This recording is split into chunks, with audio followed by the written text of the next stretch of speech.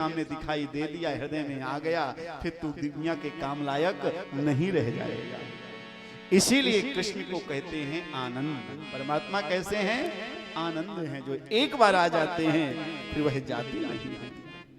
इसलिए सत्य, चित और आनंद, यह तीनों रूप भगवान के ही हैं। भगवान करते क्या हैं? बोले विश्वोत्पत्त्यादि हेतवे, विश्व की उत्पत्ति करते हैं, विश्व का पालन करते हैं, और समय आता है तो विश्व का, संसार का संहार कर देते हैं, प्रलय कर देते हैं। इसलिए ऐसे परमात्मा को प्रणाम करना चाहिए। निवेदन किया, मैं कैसे प्रणाम करूं? मुझे क्या मिला? दुनिया को बनाना, दुनिया का संहार करना, पालन करना, तो भगवान की ड्यूटी है। भगवान अपनी ड्यूटी कर रहे हैं, मैं प्रणाम क्यों करूं? वेद व्यास जी महाराज कहते हैं, नहीं भैया, तुम्हें भी मिला। क्या मिला?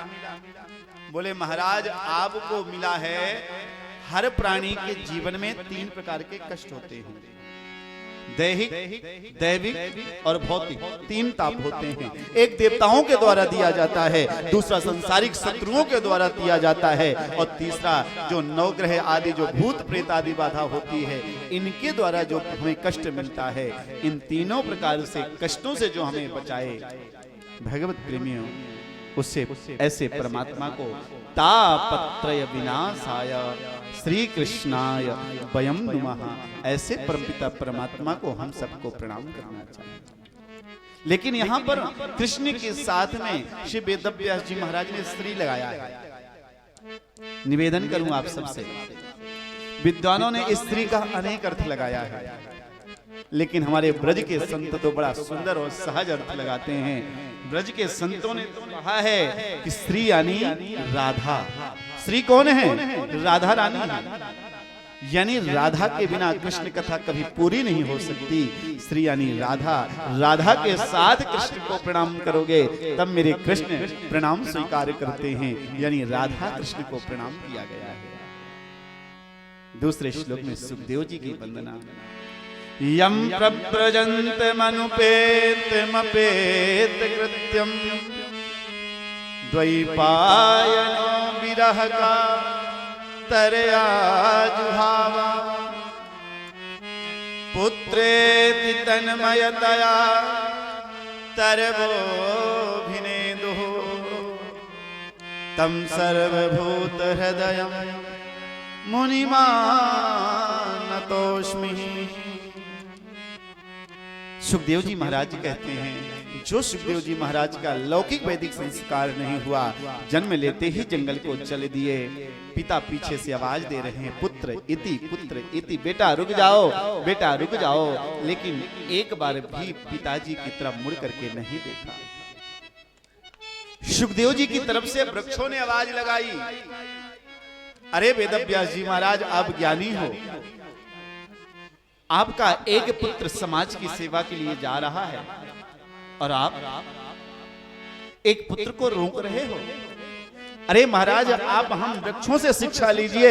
हम वृक्ष लाखों पुत्रों को समाज की सेवा के लिए दे देते हैं वर्ष में, प्रत्येक वर्ष में। हमने कभी चिंता नहीं की। समाज की सेवा के लिए यदि संतान जाए, वह माता पिता सौभाग्यशाली होते हैं। आप पुत्र को रोको, आप मत रोकिए, जाने दीजिए। ऐसे वीत राग त्यागी तपोनिष्ठ सुखदेव जी महाराज को बारंबार प्रणाम। सूत जी महाराज के चरणों में सोनकाद ऋषि बैठे हैं और सोनकाद ऋषियों ने निवेदन किया, महाराज, अज्ञानध्वंत विध्वंसा कोटि सूर्य समप्रभा सूताख्याहि कथा सारम मम कर्ण रसायन। महाराज, आप तो ज्ञानियों में सूर्य के समान हैं। महाराज, हम सब अज्ञानी प्राणी हैं। अज्ञानी प्राणी के सामने कुछ भी कर दिया जाए उसे समझ में नहीं आता। लेकिन कई बार अज्ञानी व्यक्ति के सामने भी यदि ज्ञान का सार या दीपक का प्रकाश या सूर्य का तेज प्राप्त हो जाए तो वह अज्ञानी व्यक्ति को भी समझ में आ जाता है। तो हम जैसे ज्ञानियों को आप कथा का सार सुनाइए, कथा समझ में नहीं आएगी। कथा का सार, कथा दो प्रकार से, एक ज्ञान की कथा होती है, ज्ञानी में बहुत बार ज्ञानी पतित हो जाता है, पतन हो जाता है, ज्ञानी का पतन हो सकता है, लेकिन भक्त का कभी पतन नहीं होता, इस बात का ध्यान रखिए। इसलिए हमारे सनातन धर्म में ज्ञान से ज्यादा भक्त का महत्व दिया गया है। तभी तो रामचरितमानस में कथा आती है कि दो भक्तों में झगड़ा हुआ। भक्त कहता है कि मैं भगवान के ज्यादा समीप हूँ, ज्ञानी कहता मैं भगवान के ज्यादा समीप में हूँ। दोनों में जब बात बढ़ी, दोनों भगवान के पास में गए, भगवान से पूछा महाराज आप यह बताइए कि मैं तो ज्ञानी हूँ, मैं आपके बारे में सब कुछ जानता हूँ, तो मैं श्रेष्ठ हुआ या ये भक्त श्रेष्ठ हुआ जो कुछ नहीं जानता? भगवान ने कहा भैया सच पूछो तो ज्ञानी जो है ना, ज्ञानी मेरी आत्मा है। ज्ञानी जो होते हैं ना वो मेरी आत्मा है। भक्त ने यह निर्णय सुना और भक्त उदास हो गया। उदास होकर भक्त चल दिया। भक्त से भगवान ने कहा तुम कहां जा रहे हो? भक्त ने कहा महाराज अब सुनने को बाकी ही क्या है, यदि मुझे कोई पद मिलेगा तो इस ज्ञानी से छोटा ही पद मिलेगा, क्योंकि आत्मा से बड़ा तो कोई पद होता ही नहीं है। भगवान ने कहा कोई बात नहीं, पूरा निर्णय तो सुन लो, क्या है सुना दो, क्या बात है? मेरे ठाकुर ने कहा सुनो, जो भक्त जो ज्ञानी है वो तो मेरी आत्मा है, लेकिन जो भक्त होता है, भक्त मेरा परमात्मा होता है। तुम मेरे परमात्मा हो और यह मेरी आत्मा है। इतना बड़ा अंतर। बोलो राधे राधे। यानी जो आत्मा है ना, आत्मा को व्यक्ति किसी प्रकार से बहला सकता है, लेकिन परमात्मा का तो ध्यान रखना पड़ता है। इसलिए भगवान ने भक्त को परमात्मा कहा है। भगवत प्रेमियों, सूत जी महाराज के चरण में शुनकाद ऋषि कहते हैं महाराज यह कलयुग है, काल प्याल मुख ग्रास त्रास निर्णास है तवे, श्रीमद् भागवतम शास्त्रम कलौ कीरेण भाषितम्। महाराज ये कलयुग है, और कलयुग का इस काल के ब्याल में हम सब फंसे हुए हैं। इस काल के ब्याल से बचने का रास्ता क्या है? इस काल का प्रभाव हम पर ना हो सके, इसका कोई बचने का रास्ता मुझे बताएं, इस पर बड़ी कृपा होगी। क्योंकि महाराज मुझे मालूम है दुनिया में जो काम कोई नहीं कर सकता वो एक संत कर सकता है, सदगुरु कर सकता है। मैंने ऐसा सुना है, चिंता मणिर्लोक सुख श्रुद्रुः स्वर्ग संपदा, प्रयक्षति गुरुः पीतो वैकुंठम योगी दुर्लभम। जो मणि होती है ना, पारस मणि या कोई भी मणि मान लीजिए, किसी को मणि मिल जाए, मणि के द्वारा आप पैसे वाले बन सकते हो। पैसे वाले बनोगे तो क्या होगा? इस धरती का सुख भोग लोगे, अच्छा गाड़ी, अच्छा बंगला, अच्छे नौकर चाकर होंगे। लेकिन आप चाहो कि इस पैसे से भगवान को खरीद सके या भगवान से मिल सके, तो क्या पैसे से भगवान से मिल सकते हो? पैसे से कोई भी भगवान से नहीं मिल सकता। पैसा से हमें इस लोक का सिर्फ सुख हो सकता है। दूसरा है सुरुद्रुः स्वर्ग संपदा, कल्पवृक्ष। यदि किसी को कल्पवृक्ष मिल जाए तो कल्पवृक्ष से आप लोग क्या करोगे? कल्पवृक्ष का तात्पर्य है जो कल्पवृक्ष के पेड़ के नीचे बैठ जाता है, भगवत प्रेमियों, जो सोचता है वह उसे प्राप्त हो जाता है। जो सोचेगा प्राप्त हो जाएगा। लेकिन यदि वह यह सोचे कल्पवृक्ष के नीचे बैठकर कि मुझे बैकुंठ जाना है, बैकुंठ में भगवान से मिल लूं, तो भगवत प्रेमियों कल्पवृक्ष की औकात नहीं है। वह कल्पवृक्ष आपको भगवान से मिला सकता, वह स्वर्ग तक की संपत्ति दे सकता है। लेकिन यदि सदगुरु की कृपा हो जाए, संत की कृपा हो जाए, तो जो योगियों को दुर्लभ वैकुंठ है वह भगवत प्रेमियों सहज में व्यक्ति को प्राप्त हो सकता है। संतों का, सदगुरु का अपने आप में बड़ा महत्व बताया गया है शास्त्रों में। इसलिए महाराज आप मुझे ऐसा कोई शास्त्र, ऐसा कोई ज्ञान सुनाएं निवेदन किया। महाराज एक बात और कहूं, परीक्षिते कथां वक्तुं सभायां संस्तुते सुखे सुधा कुंभं गृहीत्वैव देवास्तत्र समागमन्। महाराज मैंने सुना है कि भागवत महापुराण की कथा को राजा परीक्षित को सुखदेव जी महाराज ने सुनाया था, लेकिन उस सभा में देवता भी आए थे, तो देवताओं को भागवत जी की कथा नहीं सुनाई गई। कैसी कथा, मुझे विस्तार से बताइए। शुद्ध जी कहते हैं शुनकादृशों कथा ऐसी है कि जब परीक्षित जी को सुखदेव जी महाराज कथा सुना रहे थे, देवताओं ने सोचा कि परीक्षित जी को 7वें दिन मरने का श्राप है, 7 दिन बाद मरेंगे, तो क्यों ना स्वर्ग का अमृत दे दूं। स्वर्ग का अमृत पीने से परीक्षित जी अमर हो जाएंगे और भागवत रूपी अमृत हम पी लेंगे, मेरा भी काम हो जाएगा, परीक्षित जी का भी काम हो जाएगा। देवताओं ने यह सोच करके हाथ में अमृत कलश लेकर के और सुखदेव जी की सभा में आकर निवेदन करते हैं, महाराज एवं विनिमये जाता सुधाराज्ञां प्रपीयतां प्रपास्यामो वयं सर्वे श्रीमद्भागवतामृतम्। राजन आओ आओ, कैसे आना हुआ देवराज। इंद्र ने कहा महाराज मैंने सुना परीक्षित जी को श्राप मिला है, आज से 7वें दिन मर जाएंगे, मृत्यु हो जाएगी, क्यों ना स्वर्ग का अमृत परीक्षित जी को पिला दीजिए। मैं चाहता हूं परीक्षित जी की मृत्यु ना हो। इस बात को सुन करके सुखदेव जी को अपने कानों पर विश्वास नहीं हुआ। क्या ऐसा भी देवता कर सकते हैं? एक बूंद, महाभारत में कथा आती है, अनेक पुराणों में कथा आती है कि एक बूंद गरुड़ जी को अमृत चाहिए था, एक बूंद अमृत के लिए देवराज इंद्र ने युद्ध किया और आज अमृत का कलश लेकर आ गए, क्या कारण है? यह सोच करके पूछा आपको भी इसके बदले कुछ चाहिए? बोले ज्यादा कुछ नहीं महाराज, बस जो भागवत रूपी कथा है इस कथा को आप मुझे पिला दिए और कुछ नहीं चाहिए।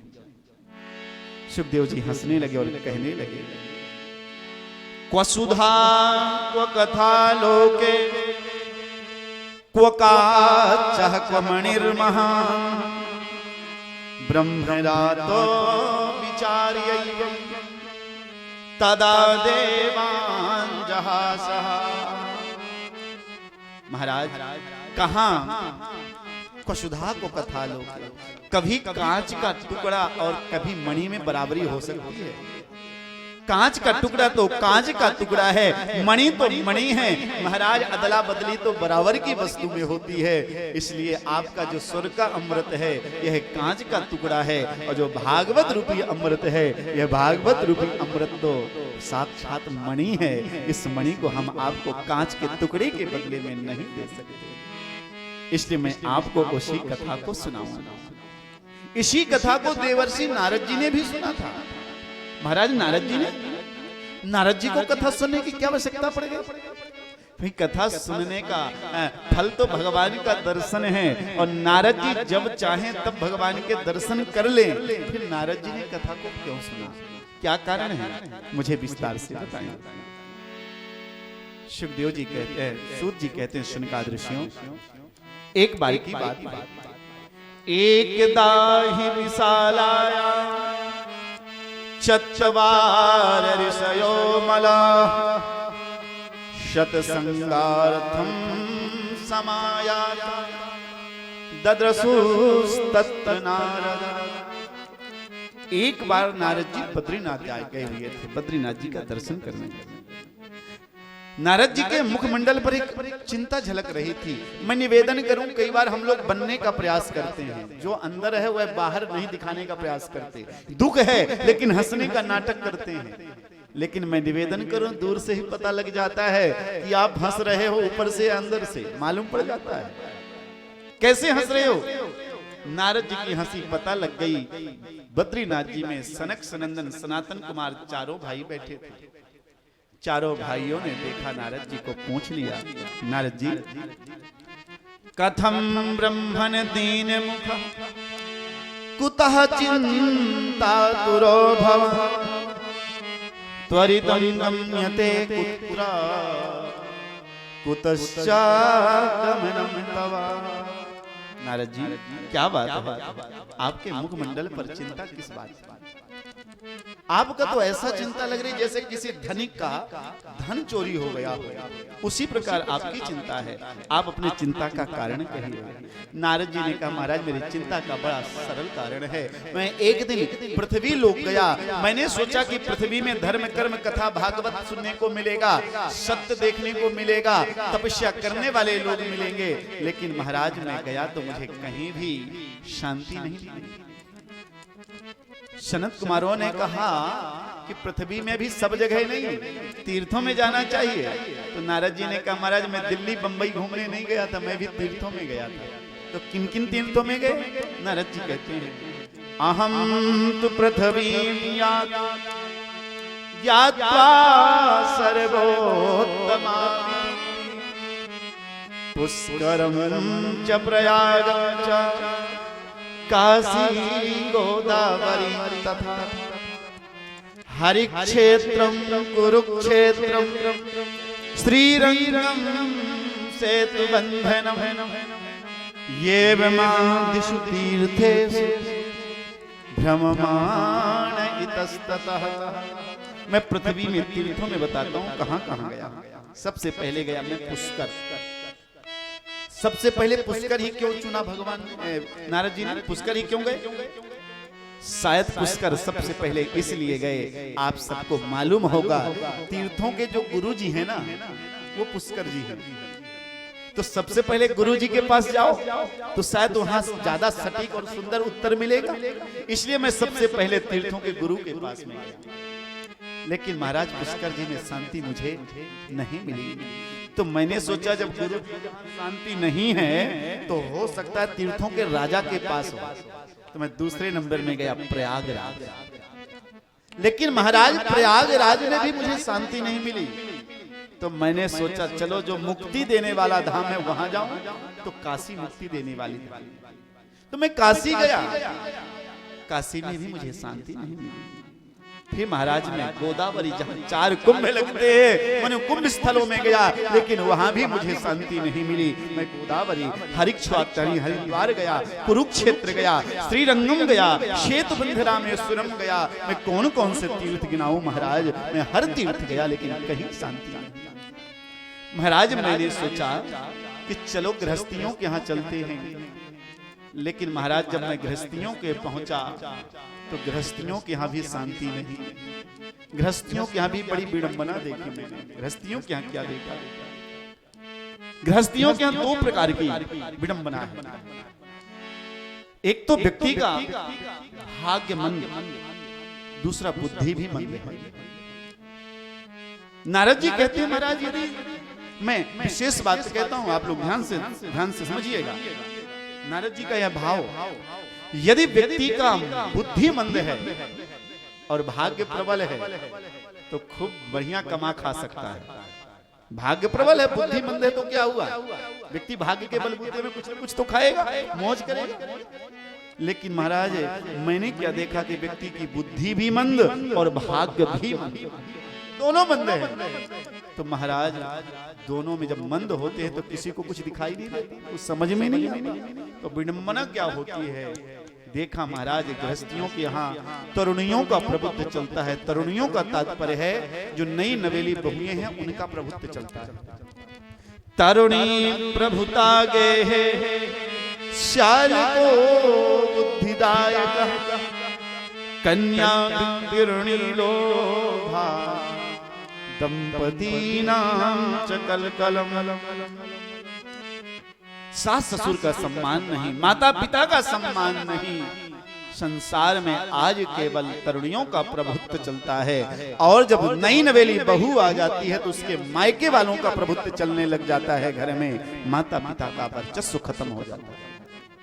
यह भागवत में जो आज देखिए जितने भी पुराणों शास्त्रों में बातें लिखी है धीरे धीरे सब सत्य हो रही है। आज यही हो रहा है। हाँ, तभी तो हमारे वृंदावन में कहावत बनी, कोई गलत कहावत नहीं बनी है। पहले कोई सलाह लेता था तो माता पिता से सलाह लेकर कोई काम घर का करता था। बहू को काम करता तो सासू माँ से पूछ कर काम करती थी। आज काम बहू करती है तो माता पिता से नहीं कर पूछती, सासू से नहीं पूछती, सासू को बहू से पूछना पड़ता है, बहू मैं ये काम कर रही हूँ, कर लूं क्या? यदि बेटे को काम करना पड़ता तो पहले बेटा पिताजी से पूछते थे, अब बेटा पिताजी से नहीं, अब बेटा साले साहब से पूछते हैं, ससुराल फोन करते हैं। हमारे वृंदावन की हर कथा में मैं सुनाता हूं, लगभग कहावत है, दीवाल बिगाड़ो आरो और घर बिगाड़ो शारो। जिस घर में साले की सलाह ली जाती है, ज्यादा ससुराल फोन आएगा जाएगा, वह घर बर्बाद हो जाएगा। और जिस घर में ज्यादा अलमारी निकाली जाएंगे, उस घर की दीवार कमजोर हो जाएगी। मैं एक बात का निवेदन करूं, आप सबसे प्रार्थना करूं, आज जो समय घर घर में एक कहानी आ गई है, तलाक की बात सुनने को मिलती है। जिस घर में देखो 150 घर के बाद एक बात जरूर शहरों में सुनने को मिलती है, फलाने का तलाक हो रहा है, तलाक हो गया है। उसका सबसे बड़ा यदि कोई कारण है तो मोबाइल फोन कारण है।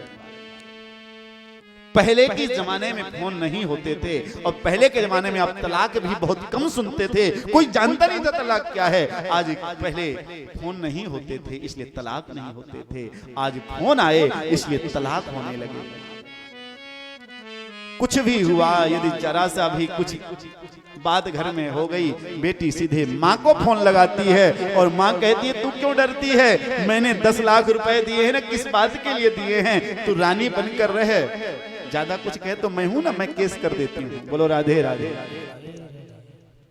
मायके से माँ उल्टे सीधे समझाती है, फिर सहेलियां समझाती हैं, और इसलिए धीरे धीरे घर बर्बाद हो जाता है। फोन के द्वारा आजकल फोन की जितनी अच्छाइयां हैं, मैं निवेदन करूं फोन की उतनी ही बुराइयां हैं, उतनी ही साइड इफेक्ट है। फोन का बहुत बड़ा असर गृहस्थी में पड़ता है। भगवत प्रेमियों, गृहस्थियों के शांति नहीं मिली। नारद जी ने सोचा मैं संतों के यहाँ चलता हूँ, संतों के यहाँ मुझे शांति मिलेगी। संतों के यहाँ गया मैं, संतों के यहाँ क्या देखा, पाखंड निरताः संता विरक्ता सपरिग्रहा। संतों के यहाँ भी जिन संतों को धर्म का एक अंग होना चाहिए, वह संत एक पाखंड का एक अंग बनकर बैठे हैं। लिखते हैं विरक्त शिरोमणि, 4-4 बच्चे घर में रोते हैं, यानी ब्रह्मचारी लिखते हैं और गृहस्थी होते हैं। दुनिया को हम सब शिक्षा देते हैं, माया से दूर रहो। सबसे बड़े माया, सबसे ज्यादा माया संतों के पास, सभी नहीं लेकिन कुछ। महाराज सब कुछ मैंने देखा, संतों के यहाँ भी शांति नहीं। मैंने सोचा क्या करूं। हाँ, एक जगह ऐसी है जहां मुझे शांति मिल सकती है, यत्र लीला हरे रभूत, जहां पर मेरे ठाकुर ने अवतार लिया था जिस भूमि पर, मैं उस भूमि वृंदावन में जाऊं, निश्चित ही वृंदावन में मेरे मन को शांति मिलेगी। क्योंकि वृंदावन की भूमि ऐसी ही है। कैसी है वृंदावन की भूमि? आइए भजन के माध्यम से सुंदर हम लोग जिस भूमि पर बैठे हैं, इस भूमि को प्रणाम करें और भाव से वृंदावन को गाएं। चलो मन श्री वृंदावन धाम, चलो मन श्री वृंदावन धाम, रटेंगे राधे राधे नाम, मिलेंगे कुंज बिहारी, ओढ़ के कांवरकारी, मिलेंगे कुंज बिहारी, ओढ़ के कांवरकारी।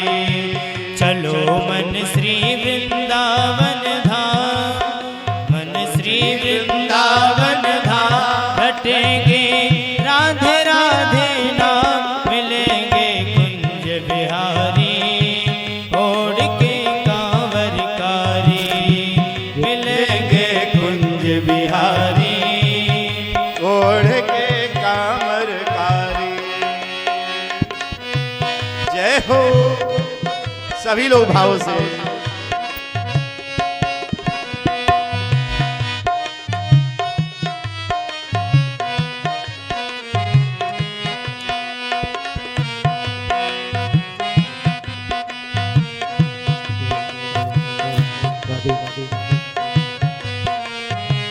सभी लोग भाव से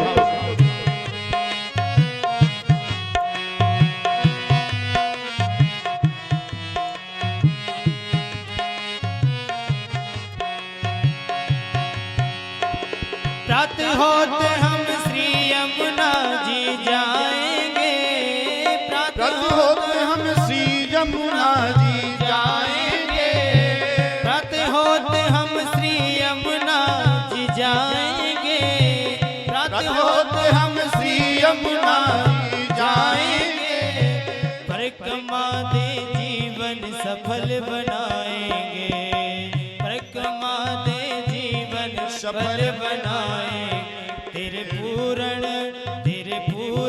हो सबका, तेरे पूर्ण हो सबका, रटेंगे राधे राधे नाम, मिलेंगे कुंज बिहारी ओढ़ के कांवरकारी, मिलेंगे कुंज बिहारी ओढ़ के कांवरकारी, चलो मन श्री वृंदावन धाम, मन श्री वृंदावन धाम, रटेंगे राधे राधे नाम, मिलेंगे कुंज बिहारी ओढ़ के कांवरकारी, मिलेंगे कुंज बिहारी ओढ़ के कांवरकारी। जय हो।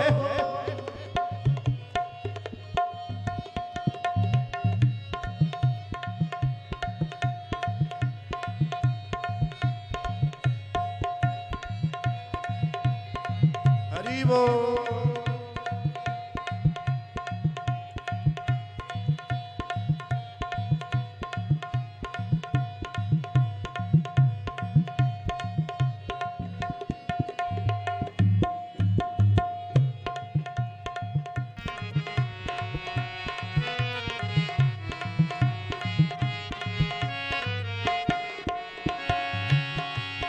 हो देश देश के नर नारी यहाँ आते हैं, देश देश के नर नारी यहाँ आते हैं, देश देश के नर नारी यहाँ आते हैं, देश देश के नर नारी यहाँ आते हैं, अक्षती जी को दर्श चरण के पाते हैं, अक्षती जी को दर्श चरण के पाते हैं, मत घूमे सुबह शाम, मत घूमे सुबह शाम, रटेंगे राधे राधे नाम, मिलेंगे कुंज बिहारी ओढ़ के कांवरकारी, मिलेंगे कुंज बिहारी ओढ़ के कांवरकारी। चलो मन श्री वृंदावन धाम, चलो श्री वृंदावन धाम, रटेंगे राधे राधे नाम, मिलेंगे कुंज बिहारी ओढ़ के कांवरकारी, मिलेंगे कुंज बिहारी ओढ़ के कांवरकारी।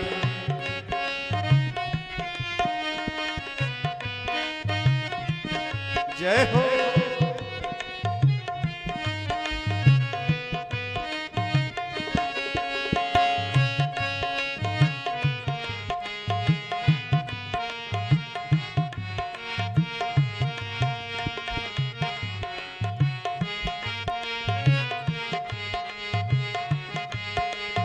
हरि बोल।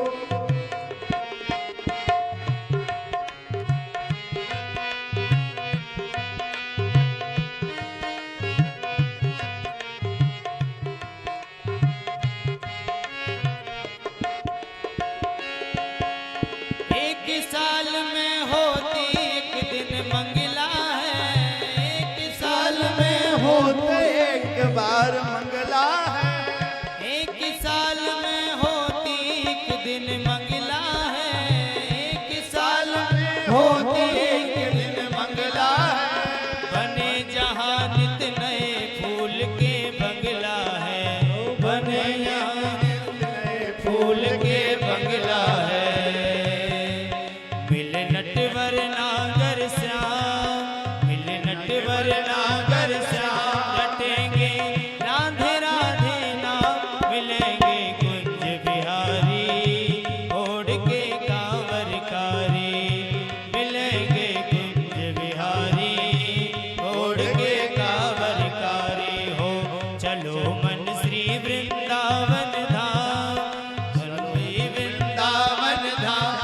कहेंगे राधे राधे नाम मिलेंगे कुंज बिहारी छोड़ के कांवरकारी मिलेंगे कुंज बिहारी छोड़ के कांवरकारी हाँ मिलेंगे कुंज बिहारी छोड़ के कांवरकारी मिलेंगे कुंज बिहारी छोड़ के कांवरकारी छोड़ के कांवरकारी छोड़ के कांवरकारी छोड़ के कांवरकारी।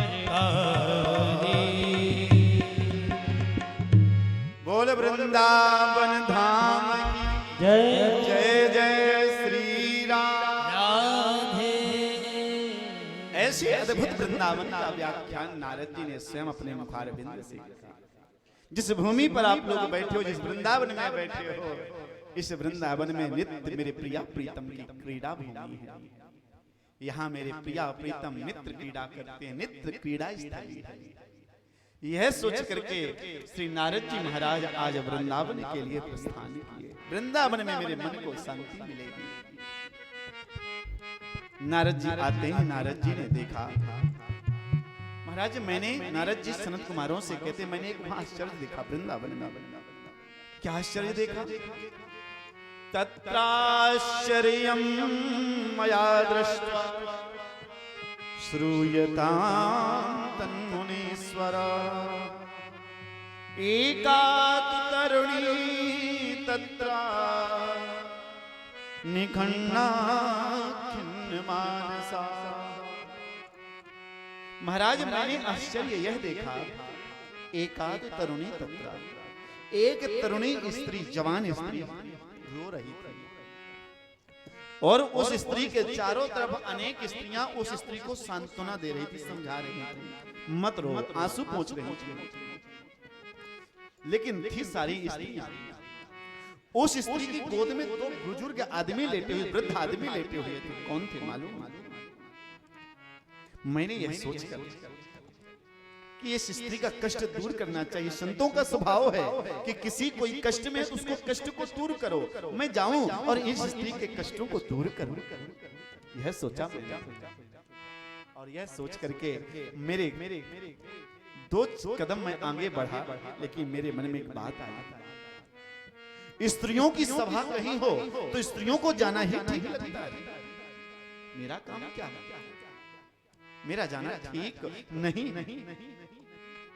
मैं क्योंकि स्त्रियों के बीच में जाऊं और जाकर पूछूं कि बहन जी, माता जी क्या हो रहा है? और माता जी ने कह दिया, बाबा तुझे क्या मतलब क्या हो रहा, तू अपना काम कर, भगवान का भजन कर। भाई विडंबना है। अपने इधर तो ठीक है, वृंदावन में तो सबको मैया कह तो बड़ी प्रसन्न होती हैं, लेकिन मैं कई जगह जाता हूं तो बड़ा सोच समझ कर, माताएं बड़ी बूढ़ी होती, उनको भी यदि हमने मैया कह दिया तो मान लो यदि उन्होंने जवाब दे दिया तो खुशकिस्मत है। मैं एक बार दिल्ली के मार्केट में गया, मंगल मार्केट लगता मेरे गुरुजी के आश्रम के पास। लगभग 60, 65, 70 साल की एक माता जी थी। तो मैंने वहां से निकला तो धक्का लग गया मेरा, तो मैंने हाथ जोड़कर कहा, माता जी क्षमा करिएगा, गलती हो गई। तो उन्होंने तो बड़े गुस्से की तरफ मेरे थे, मैं तो डर गया कि क्यों देख रही हैं। तो उन्होंने और कोई उत्तर नहीं दिया, पर ऊपर से नीचे तक देखा, फिर बोले, पंडित जी मैं तुझे माता जी लग रही हूँ? मैं तो भी केवल 70 साल की हूँ, माता जी कह रहे हो सबके बीच। मैं तो सुनकर दंग रह गया। राम राम।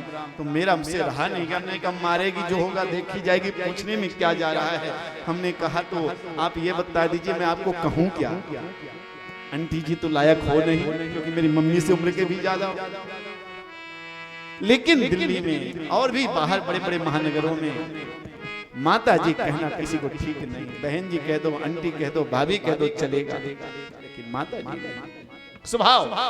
भक्ति महारानी भी यही, भक्ति महारानी को देखकर नारद जी को यही लगा, स्त्रियों का स्वभाव कैसा होगा। भक्ति है, कौन है मालूम नहीं, जाऊंगा, अपने चरणों को वापस बुला लिया।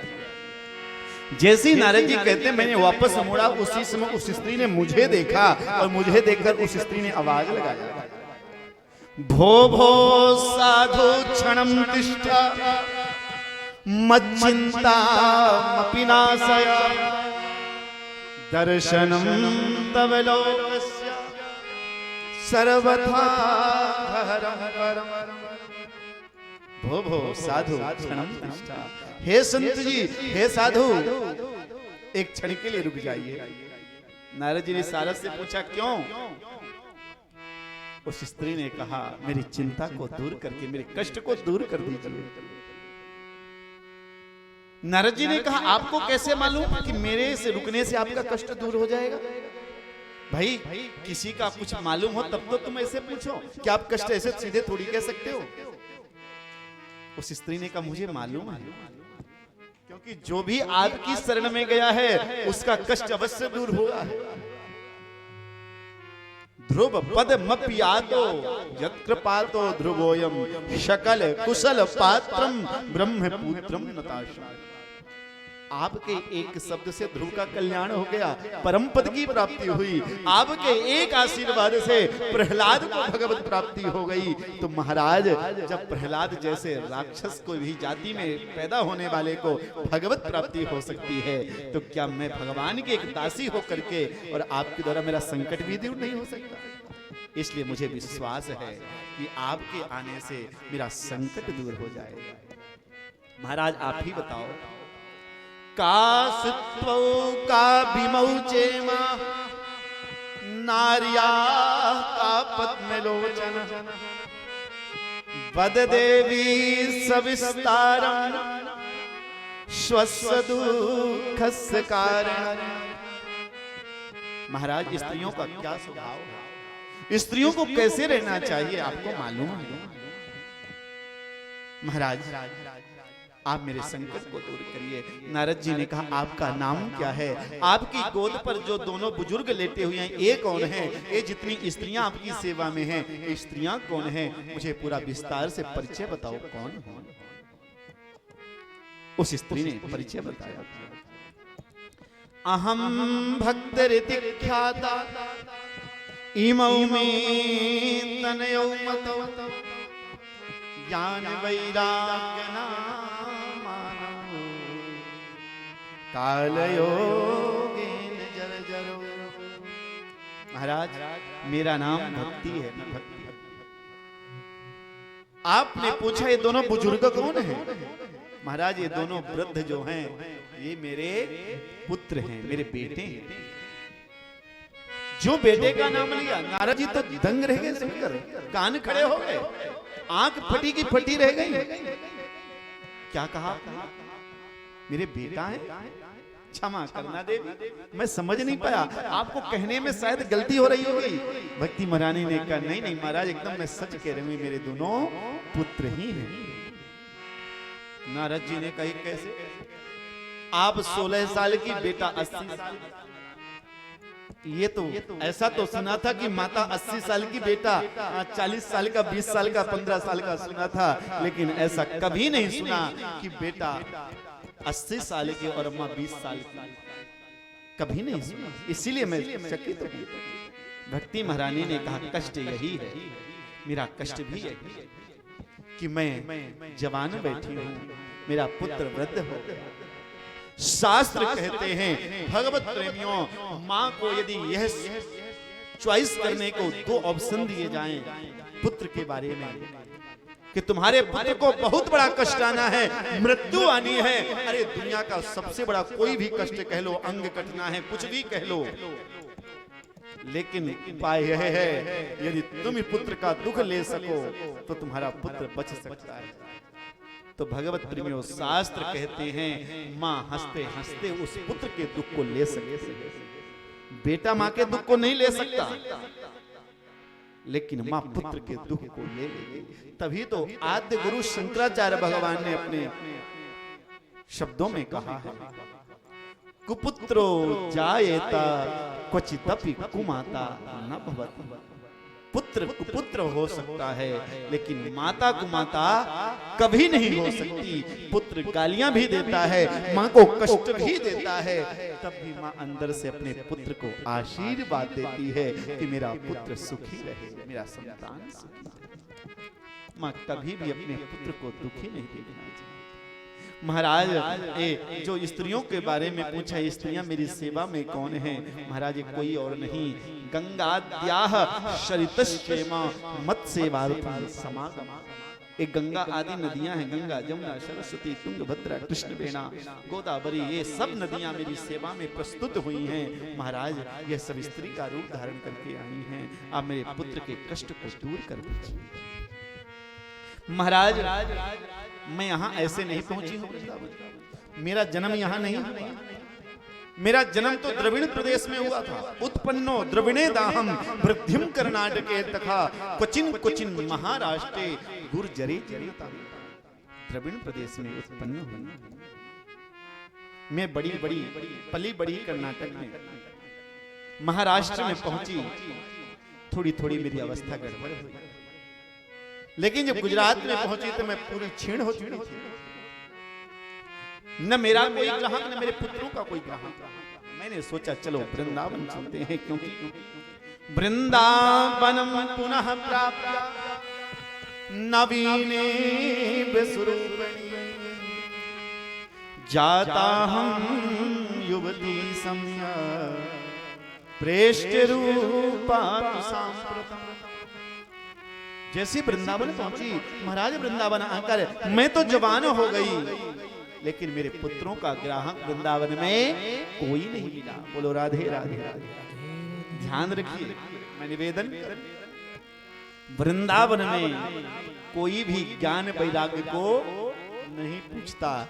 वृंदावन में यदि किसी का महत्व है तो केवल एक चीज का, वह है भक्ति का। यदि भक्ति है तो वृंदावन के आप वासी बन सकते हो, वृंदावन में राधा रानी आपको अपना सकती है। यदि भक्ति नहीं है तो वृंदावन में कोई रह नहीं सकता। कोई कितना भी सोच ले, बिना भक्ति के वृंदावन में रुक ठीक नहीं रह सकते। इसलिए मेरे पुत्रों का ग्राहक कोई नहीं, सिर्फ मेरा ग्राहक मिला है। बड़े बड़े, अभी मैं आपको प्रत्यक्ष घटना बताऊं, ये नहीं कह रहा हूं भक्ति बात की नहीं, बड़ी भाग्य की बात होती है। अभी 2-3 साल पहले वृंदावन के एक संत थे, गोरेदाऊ के आगे, गोरेदाऊ के पास रहते थे। 35 सालों से वृंदावन से बाहर नहीं गए, वृद्ध थे, केवल आशा एक कि मेरा शरीर वृंदावन में पूरा हो जाए। 35 सालों से, 4-5 साल पहले की बात है शायद। दिल्ली में एक शंकराचार्य भगवान का कार्यक्रम चल रहा था। संत थे, तपस्वी संत थे। शंकराचार्य जी का निमंत्रण आया संत का कि आप महाराज जी केवल मंच में 5 मिनट के लिए, दिल्ली कोई दूर भी नहीं है, 3 घंटा जाना 3 घंटा आना, 10 मिनट मंच में। आप सुबह आओगे, शाम को वृंदावन वापस पहुंच जाओगे। जब इतने दिनों तक कुछ नहीं हुआ तो क्या होने वाला है। 35 सालों की साधना एक महान पुरुष के कहने में उन्होंने त्यागी, और जैसे ही दिल्ली गए, मंच से उतरे, मंच से उतरने के बाद वहीं पर उनका अस्वस्थ आए, 5 मिनट के अंदर उनका शरीर। 35 वर्षों से वृंदावन में केवल प्राण त्यागने के लिए थे। ठाकुर जी क्या कमी रह गई है तो ठाकुर जी जाने, लेकिन नहीं कर पाए। कहने का तात्पर्य वृंदावन केवल भक्ति, केवल जीवन वृंदावन में भक्ति का जीवन, भक्ति है तो वृंदावन आपको अपनाएगा।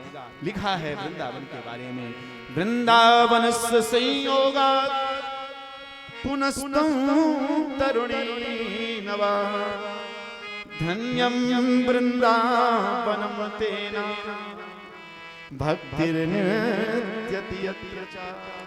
यहाँ भक्ति तो नृत्य करती है सब जगह। महाराज इसलिए मैं वृंदावन में हूं, मेरे पुत्रों को भी जवान कर दीजिए, यही प्रार्थना है। नारद जी ने अनेक प्रकार से भक्ति महारानी को समझाया, भगवान कहीं नहीं गए। वृथा खेद यसे वाले अहो चिंता तुरो कथम श्री कृष्ण चरणाम भोजन स्मर दुखम गमिष्यति।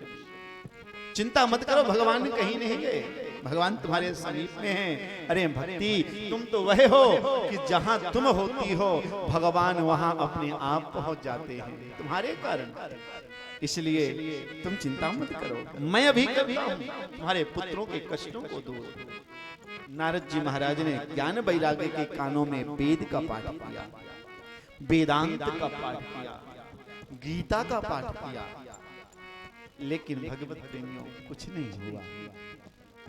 वेद वेदांत पाठैश्च गीता पाठैर्मुहुर्मुहुः। एक बार, दो बार, 5 बार, अनेकों बार गीता का पाठ किया। ज्ञान वैराग्य को थोड़ी सी होश मूर्छा खुली, जो हाई आई पुनः सो गए, लेकिन होश में नहीं आई। नारद जी ने प्रतिज्ञा ले लिया, मैं भी भगवान का यदि सच्चा सेवक हूं तो मैं ज्ञान वैराग्य के कष्ट को दूर करके रहूंगा। नारद जी ने भगवान से प्रार्थना किया, प्रभु कुछ करिए। भगवान ने कहा, नारद जी आपको इससे नहीं होगा। व्योम वाणी तदैवा भूमि ऋषे खिद्यतामिति उद्यमः सफलस्तेयं भविष्यति न संशयः। नारद जी, आकाशवाणी हुई, नारद जी आप प्रयास उद्यम करिए। तो क्या मैं अभी उद्यम नहीं कर रहा था? कर रहे थे। फिर बोले सत्कर्म सूचको नूनम ज्ञान यज्ञम स्मृतम बुधई। क्या करिए? बोले सत्कर्म करिए। नारद जी हंस दिए। क्या वेद का पाठ करना सत्कर्म नहीं है? क्या गीता का पाठ करना सत्कर्म नहीं है? क्या वेदांत का पाठ करना सत्कर्म नहीं है? यदि ये सब नहीं है तो सत्कर्म क्या है? बोले ज्ञान यज्ञ है। ज्ञान यज्ञ किसे कहते हैं?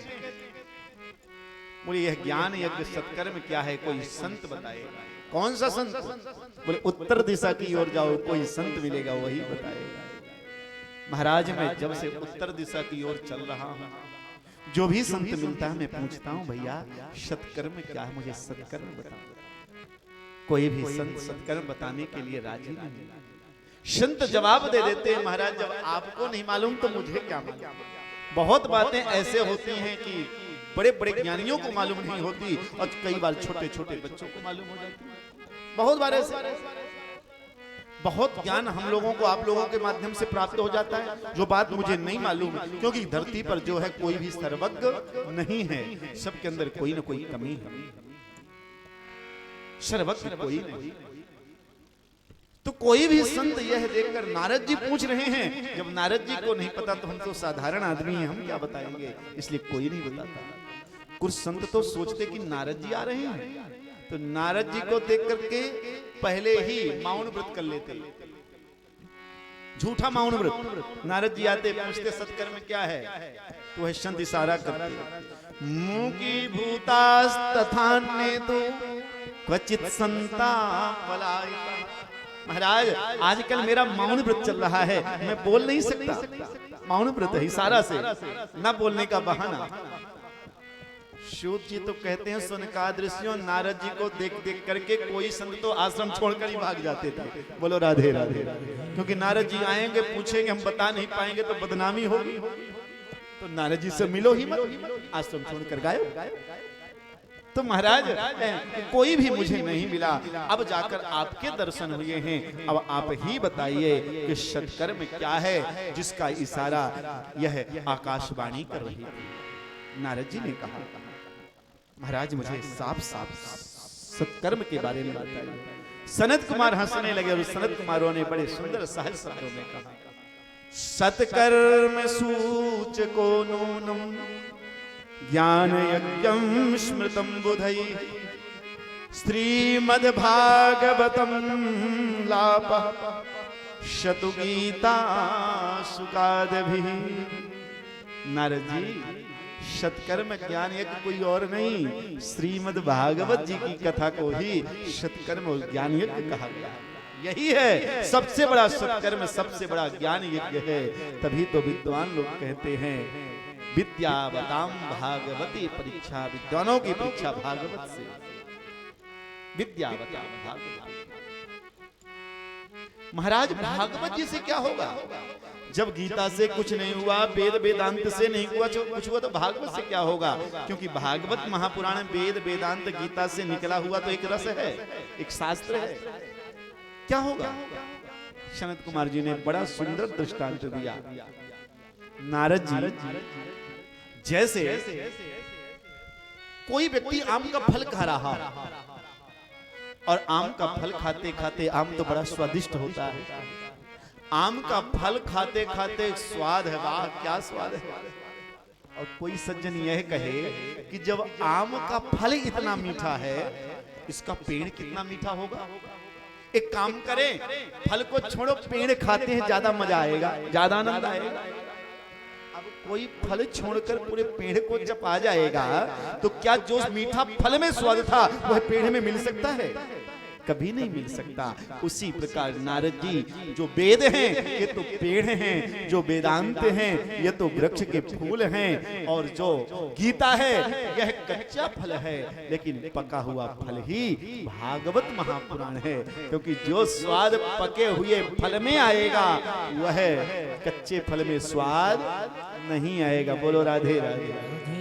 गीता हम लोग बहुत बार पढ़ते हैं, गीता हम बहुत बार सुनते हैं, लेकिन गीता ज्ञान का विषय है। गीता मुक्ति, ज्ञान, विवेक, उसमें सब कुछ चाहिए। हम लोग गीता को सहज समझते हैं, लेकिन गीता के मूल अर्थों को समझना बड़ा कठिन है। हम लोग पढ़ लेते हैं ऊर्ध्वमूल मदस्साखा मस्तस्थम प्राहुरभयम छंदांसि यत्पर्णानि यस्तम वेद सवेदविद, हम पढ़ते हैं, लेकिन क्या है इसका मतलब, गहराई क्या है मालूम नहीं। भगवत प्रेमियों, नारद जी को बोध हुआ, महाराज तो आप ही कथा को सुनाइए। कहां सुनाई जाए कथा, कहां सुनाए? स्थान का सबसे पहले चयन करना चाहिए कथा। स्थान अच्छा दिव्य स्थान होना चाहिए। महाराज यह स्थान मैं आपको बताता हूं। गंगा द्वार समीपे तटमानंद नामतः। महाराज आप गंगा द्वार कहते हैं हरिद्वार। हरिद्वार में जाकर कथा को सुनिए, क्योंकि हरिद्वार की भूमि ऐसी है कि जहां पर कथा सुनी जाए वहां पर संत भी पहाड़ से उतरकर कथा सुनने आ सकते हैं, और धरती के लोग भी हरिद्वार तक आसानी से जा सकते हैं। इसलिए कथा ऐसी जगह व्यक्ति को सुननी चाहिए जहां पर एक सहज और सुगम श्रोता पहुंच सके, श्रोता को सुंदर आनंद मिल सके। ऐसी जगह कथा को सुनने का प्रयास करना चाहिए। महाराज इसलिए गंगा द्वार सबसे अच्छी जगह है। जो गंगा द्वार के लिए कहा, गंगा द्वार के लिए सुंदर सनत कुमार तैयार हुए। अब तो भगवत प्रेमियों सुंदर व्यासपीठ लगाई गई। सुनने वाला कौन? स्वयं नारद जी महाराज। सुनाने वाला कौन? स्वयं सनक सनंदन सनातन कुमार, चारों भाई।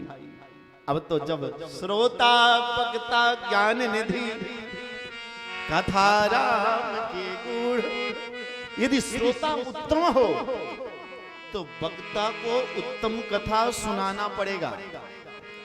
यदि श्रोता सोता हुआ बैठा रहेगा तो वक्ता को भी समय पास करना होता है। बोलो राधे राधे। इसलिए श्रोता को हमेशा जागरूक होकर सुनना चाहिए, और वक्ता को भी जागरूक होकर कथा को सुनाना चाहिए। अब तो संतों ने सुना, संतों की भीड़ लग गई। भृगुर वसिष्ठस्य वनस्य गौतमो मेधातिथिर्देवलि देवरातो रामस्तथा गाधिसुतश्च साकलो मृकण्डपुत्राय च पीप्पलादः।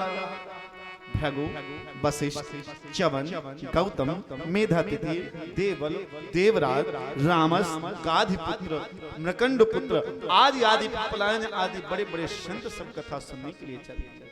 सुंदर कथा शुरू हुई। व्यासपीठ सामने यजमान नारद जी बैठे। पहले दिन की कथा चल रही थी। पहले दिन की कथा चलते चलते भगवत प्रेमियों कथा कथा के मध्य में अचानक जिन भक्ति ज्ञान वैराग्य के नाम से कथा को नारद जी महाराज संकल्प करके श्रवण कराए थे, संकल्प से कथा को रखा था, आज वही भक्ति महारानी के दोनों पुत्र यौवन हो गए, जवान हो गए। और पहले दिन की कथा में जवान होकर के अचानक कथा पंडाल के मध्य प्रकट हो गए, और प्रकट होकर के भक्ति महारानी अपने दोनों पुत्रों के साथ स्वयं नाचने लगी, कीर्तन गाते हुए। बड़ा सुंदर कीर्तन गा करके और सुंदर भाव से वह नृत्य करने लगी। श्री कृष्ण गोविंद हरे मुरारे। श्री कृष्ण गोविंद हरे मुरारे, हे नाथ नारायण सब लोग गाइए। वासुदेव। श्री कृष्ण गोविंद हरे मुरारे, हे नाथ नारायण वासुदेवा। हे नाथ नारायण वासुदेवा, हे नाथ नारायण वासुदेवा, हे नाथ नारायण वासुदेवा, हे नाथ नारायण वासुदेवा। श्री कृष्ण गोविंद हरे मुरारे, आओ से हे नाथ नारायण वासुदेवा। श्री कृष्ण गोविंद हरे मुरारे, हे नाथ नारायण वासुदेवा। जय हो।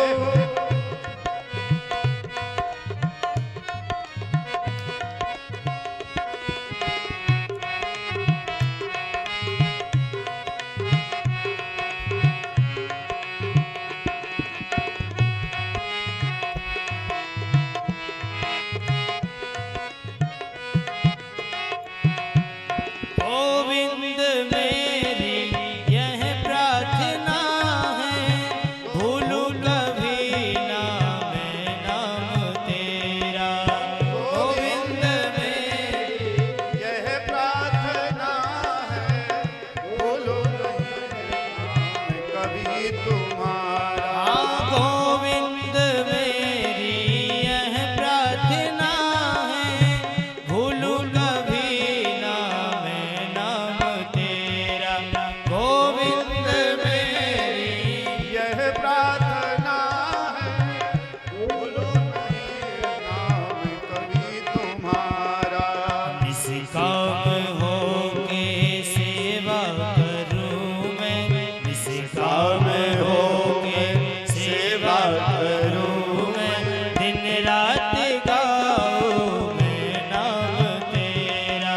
श्री कृष्ण गोविंद हरे मुरारे, हे नाथ नारायण वासुदेवा, हे नाथ नारायण वासुदेवा, हे नाथ नारायण वासुदेवा। हे नाथ नारायण वासुदेवा, हे नाथ नारायण वासुदेवा। श्री कृष्ण गोविंद हरे मुरारे, हे नाथ नारायण वासुदेवा। श्री कृष्ण गोविंद हरे मुरारे, हे नाथ नारायण वासुदेवा। जय हो।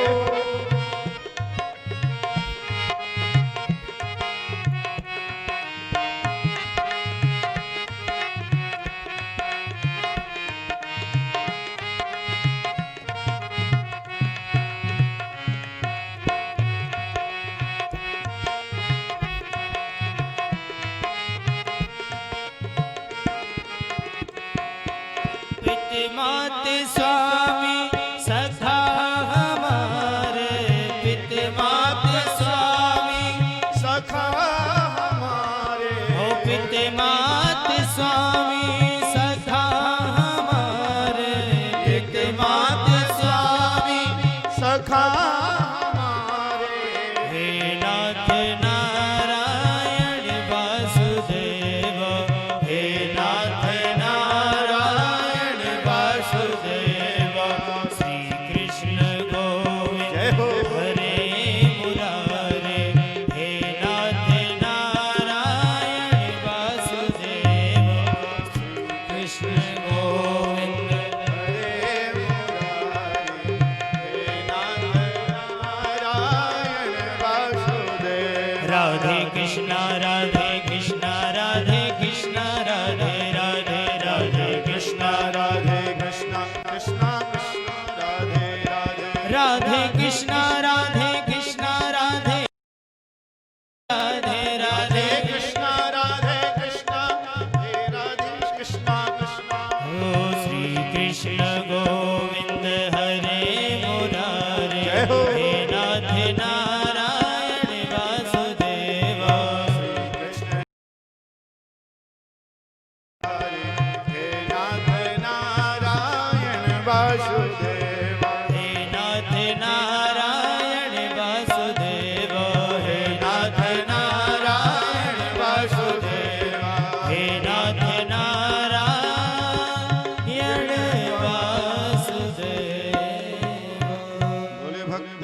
वत्सल भगवान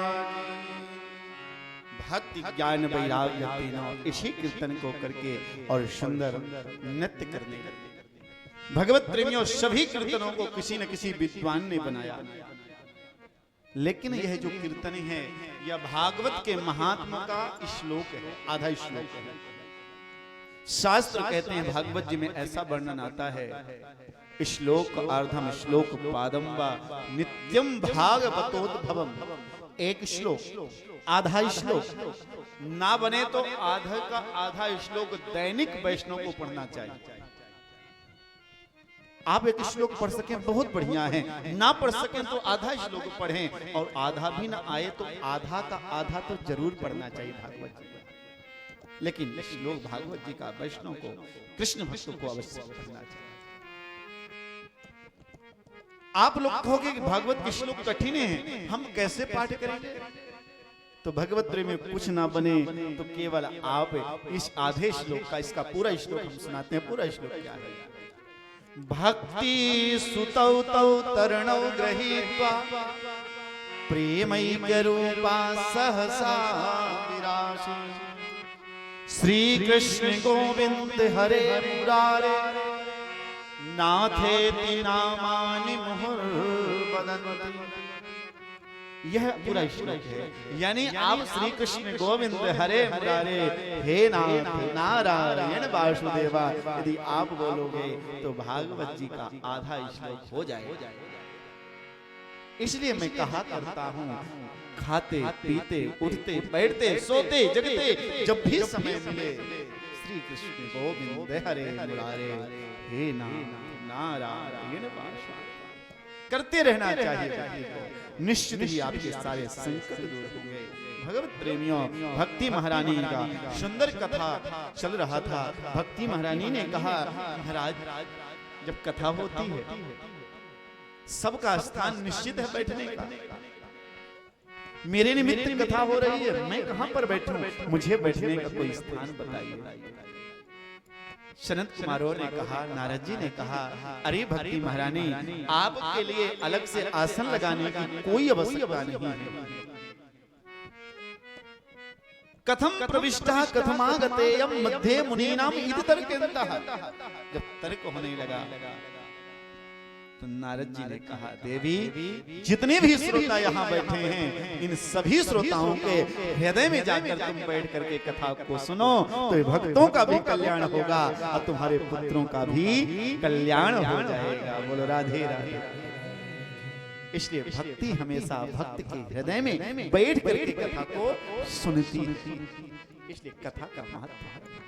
नारद जी ने पूछ लिया सनत कुमारों जी से, महाराज ये बताइए, मैंने देखा पहले दिन की कथा में ज्ञान वैराग्य यौवन जवान हो गए, आप ये बताओ के विशुद्धन्ति बदन्ति मह्यम् शब्दाः यज्ञेन कलौ नन्दिते शब्दाः यज्ञेन कथामयेन कृपालुभिर्लोकहितं विचार्य प्रकाशितः कोपि नवीन मार्गा।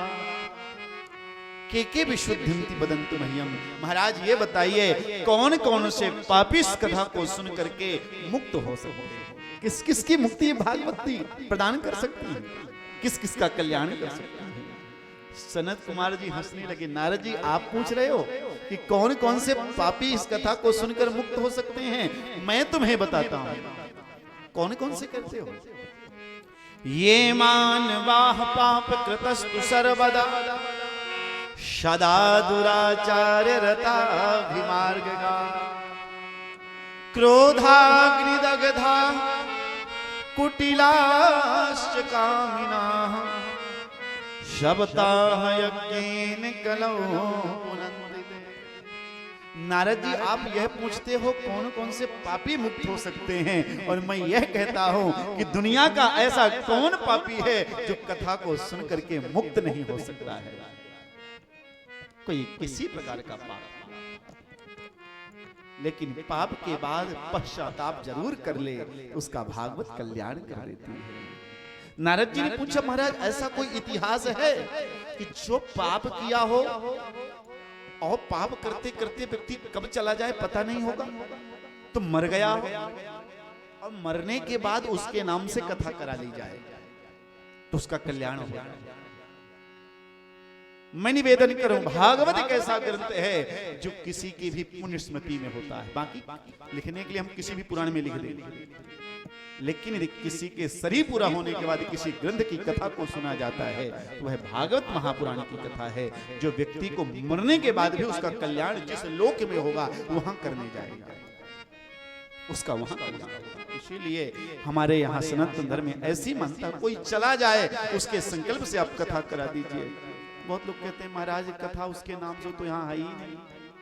तो सीधा सा अर्थ है भैया, एक 10 अंक का एक छोटे से मोबाइल नंबर को हम यहाँ से वृंदावन में बैठे बैठे अमेरिका बात कर सकते हैं, केवल एक नंबर ही तो होता है। उसी प्रकार संकल्प रूपी नंबर यहाँ बैठ कर लगा दिया जाए, जो व्यक्ति जहाँ होगा वहां तक उसका नंबर पहुंच जाएगा। बोलो राधे राधे, उसका कल्याण।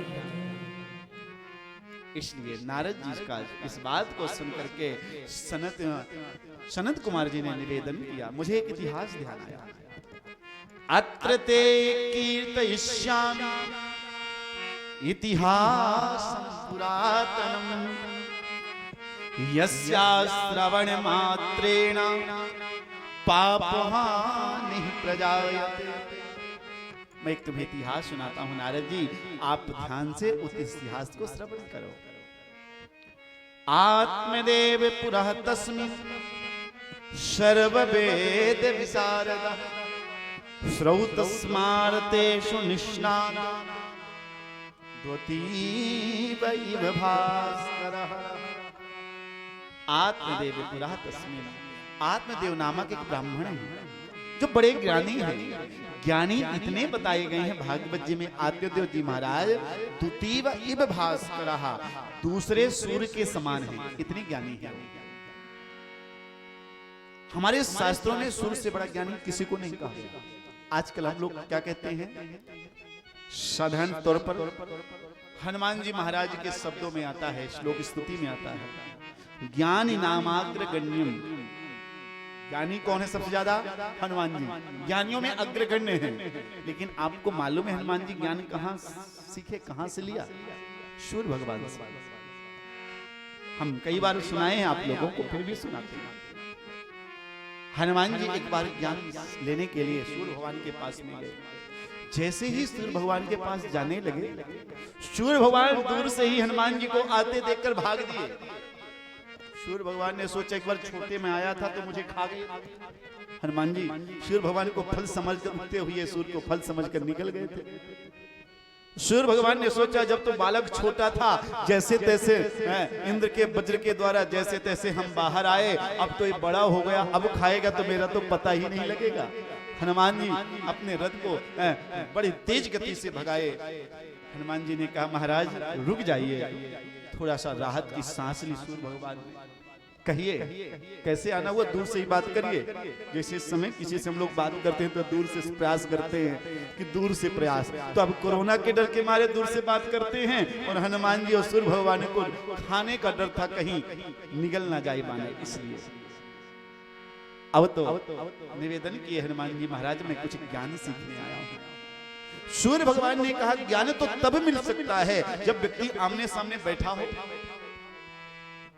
लेकिन मेरी अव्याहत गति है, मैं रुक नहीं सकता।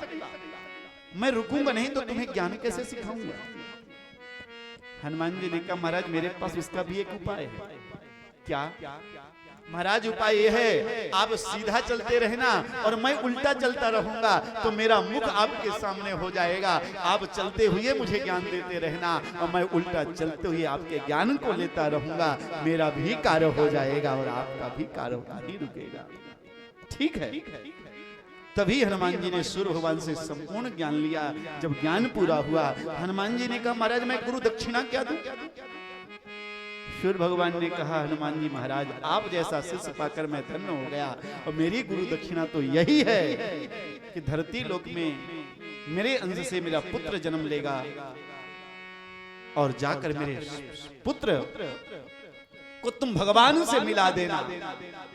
मेरे पुत्र को सुग्रीव को तुम भगवान राम से मिला देना, और कोई गुरु दक्षिणा नहीं, इससे बड़ी गुरु दक्षिणा क्या होगी? तभी हनुमान जी किष्किंधा गए और वहां सुग्रीव जी को सुंदर राम जी से मित्रता करवाई और अपने गुरु दक्षिणा से उऋण हो गए। और उसी दिन से हनुमान जी पक्के राम भक्त। देखिए भक्ति तो बचपन से जन्म लेते ही, क्योंकि राम जी के लिए ही हनुमान जी का जन्म हुआ था। ये तो आप लोग जानते हो। रुद्र देह तज नेह बस बानर भय हनुमान। हनुमान जी का जो रूप है वो शिव जी का है। शिव जी प्रेम के वशीभूत होकर बानर का रूप लिया था, लेकिन गुरु दक्षिणा जब तक नहीं दिए तब तक राम की सेवा में संलग्न पूर्णता नहीं हुई। आज जब बाल सुग्रीव को राम जी से मिलाया, गुरु दक्षिणा उऋण हो गए और फिर सब कुछ राम जी के चरणों में समर्पित कर दिया हनुमान जी। तो यानी सूर्य भगवान सबसे बड़े ज्ञानी, लेकिन यहाँ आत्मदेव जी महाराज को भी सबसे बड़ा ज्ञानी बताया गया है। द्वितीय भास्करा, दूसरे सूर्य के समान सब कुछ है, तपस्वी है, ज्ञानी है, धन है, ऐश्वर्य है। कमी है तो सिर्फ एक संतान की कमी है। कोई संतान घर में नहीं है, पुत्र नहीं है, संतान नहीं। आत्मदेव जी महाराज जी कभी भी संतान न होने से दुखी नहीं होते थे। मैं कहा करता हूं, व्यक्ति अपने दुख से दुखी कई बार नहीं होता, लेकिन लोग दुखी कर देते हैं। उसी बात को लोग चर्चा कर करके दुखी कर देते हैं। इसलिए मैं निवेदन करूं, आप सब लोग किसी दुखी आदमी के पास जाएं तो वह चर्चा ना करें जिस कारण वो परेशान है, दूसरी चर्चा करें जिससे उसका मन इधर उधर जाए। वह बात ना करें। आज सुंदर आत्मदेव जी महाराज तुलसी का पौधा लगाते हैं, तुलसी का पेड़ सूख जाता है। घर में गौ माता लाते हैं, गौ माता बच्चा देना बंद कर देती है, वो भी बांझ हो जाती है। आत्मदेव जी समझ गए मेरे पूर्व पाप के कारण यह सब मेरे साथ घटित तो हो रहा है। लोगों ने आज इतनी घृणा करने लगे आत्मदेव जी महाराज से कि आत्मदेव जी महाराज जाते तो लोग कहते, अरे इस बांझ का तो चेहरा देखना पाप है, तो किसके कोई संतान नहीं है और इसके संतान ना होने के कारण मेरा पूरा सब कुछ बेकार हो जाएगा। गाय बछड़ा नहीं देती, तुलसी सूख जाती है, इसका मुख देखना बेकार है। आज आत्मदेव जी ने कहा, जिस शरीर को कोई पसंद न करे इस शरीर को त्याग देना चाहिए। आत्मदेव जी महाराज जंगल के लिए चल दिए प्राण त्यागने के लिए। जंगल में विराजमान हुए, रोते हुए पेड़ के नीचे बैठे थे। कोई संत साधना के लिए जंगल में भ्रमण कर रहे थे। संत ने देखा, ब्राह्मण लगते हैं देखने से, रो रहे हैं, क्या कारण है? मैं पूछूं तो सही कि रोने का कारण पूछने लगे। कथम ब्रह्मण दीन मुखम कथम रोदसी विप्रत्वम काते चिंता बलियसी बदत्वम सत्वरम मह्यम स्वस्य दुःखस्य कारणं। कथम रोदसी विप्रत्वम, हे ब्राह्मण आप क्यों रो रहे हो? आपको क्या दुख है? मुझे अपना दुख बताओ, मैं आपका दुख दूर करूंगा। क्या कष्ट है मुझे बताओ। निवेदन किया आत्मदेव जी महाराज, संसार में सबसे बड़ा सुख क्या है? गृहस्थी का। संत ने, विद्वान ने कहा, महाराज सबसे बड़ा गृहस्थी में रहकर जो भगवान का भजन करे सबसे बड़ा सुख तो वही है। लेकिन आत्मदेव जी ने कहा, नहीं, मुझे जो लगता है धिग जीवितम प्रजाहीनम धिग्रहम चा प्रजा धिग धनम चानपत्यस्य धिक्कुलम संततिम बिना। राज्य बहुत सुंदर हो लेकिन उस राज्य में प्रजा ना हो तो राजा का क्या काम? महाराज गृहस्थी बड़ी सुंदर हो, सब कुछ हो, लेकिन उस गृहस्थी में एक संतान ना हो तो गृहस्थी का क्या लाभ? महाराज मुझे तो लगता है कि सबसे बड़ा सुख कोई गृहस्थी का है तो संतान, संतान होनी चाहिए। संत ने कहा, नहीं, ये आपकी सोच है, संतान से कोई सुखी रहेगा ये पक्का नहीं है। अरे ऋषिवर मैं कहता हूं, अरे ब्राह्मण मैं कहता हूं, सन्यासी बन जाओ, सबसे बड़ा सुख सन्यास में है। गृहस्थी ने कहा, महाराज सन्यासो शुष्क है बही, सन्यास तो शुष्क है, गृहस्थ से बड़ा सन्यास नहीं है।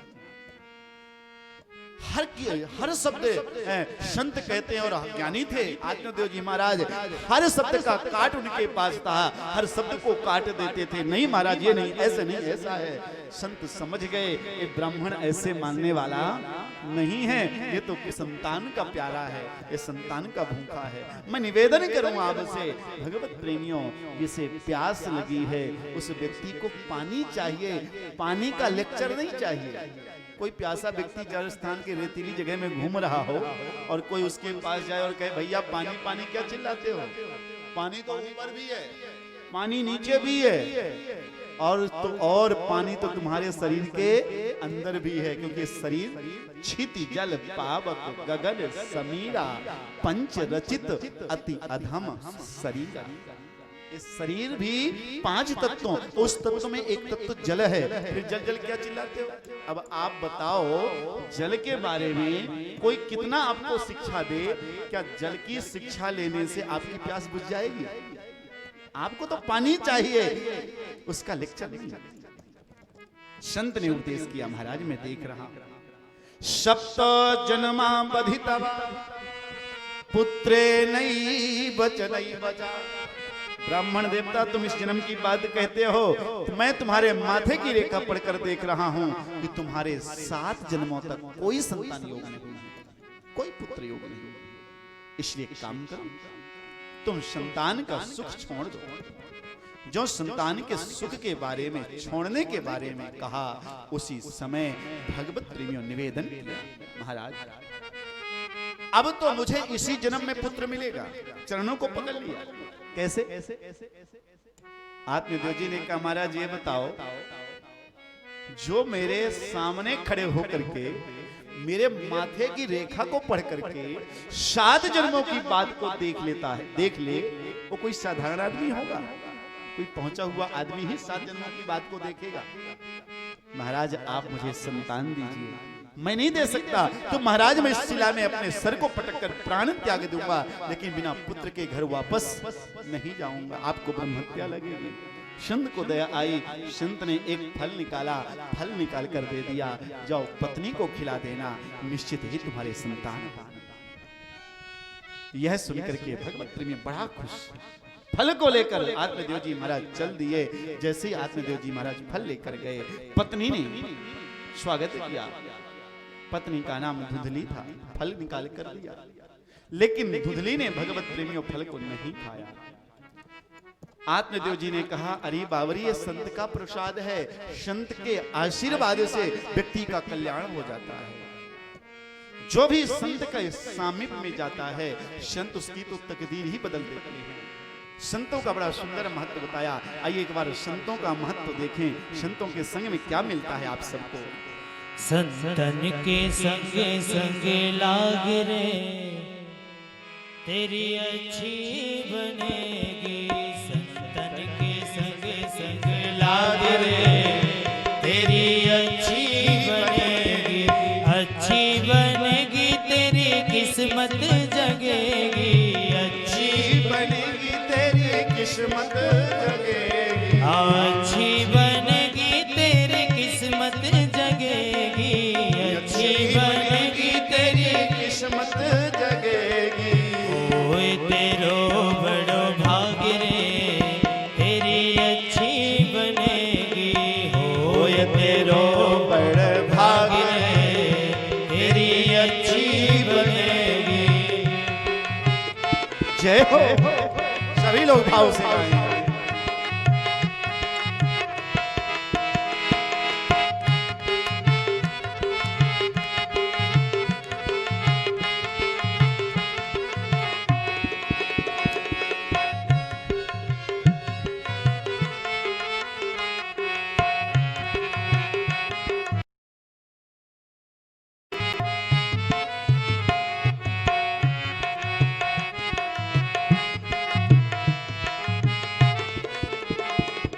संतन संग कर